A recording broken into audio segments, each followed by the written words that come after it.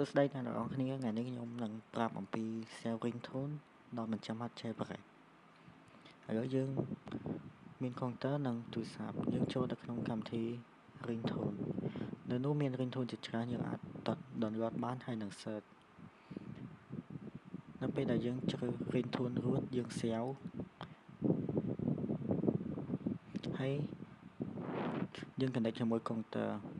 ដើម្បី Sell Ringtone បន្ទាប់យើងបើក iTunes នៅក្នុងកុំព្យូទ័ររបស់យើងមកនេះ iTunes យើងចូលទៅកាន់ app ហើយយើងជ្រើសយក Ringtone កម្មវិធី app យើងនឹងឃើញ Ringtone ដែលយើងទំ sell មុនហ្នឹង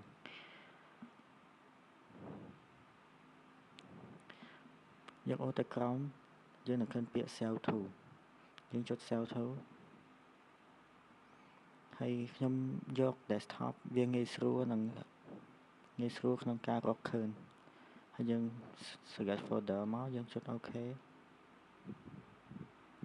បន្ទាប់មកយើងចូល tone យើងកុំយក O យើងយក select ហើយយើង select tone ណាដែលយើងចង់បានទៅ sell ទៅក្នុងទូរស័ព្ទរបស់យើង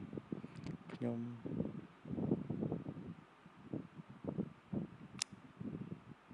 បន្ទាប់មកទៀតយើងមើលទៅបើយើង sell អស់ហើយយើងចុច apply បាទនេះឥឡូវកំពុងតែ apply ទៅក្នុងទូរស័ព្ទរបស់យើងអ្នកនរគ្នាចាំតិចទៅណាឥឡូវការ apply គឺបានជោគជ័យហើយ Ringtone ទាំងអស់គឺនៅក្នុងទូរស័ព្ទយើងហើយអូខេឥ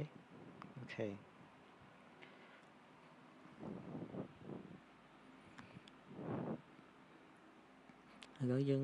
យកទូរស័ព្ទយើងមកយើងចូល setting យក sound ហើយ Ringtone យើងអាចជ្រើសបាន We were staying in Paris. I want something just គឺមានអស់បាទ I'm in love with the sheep.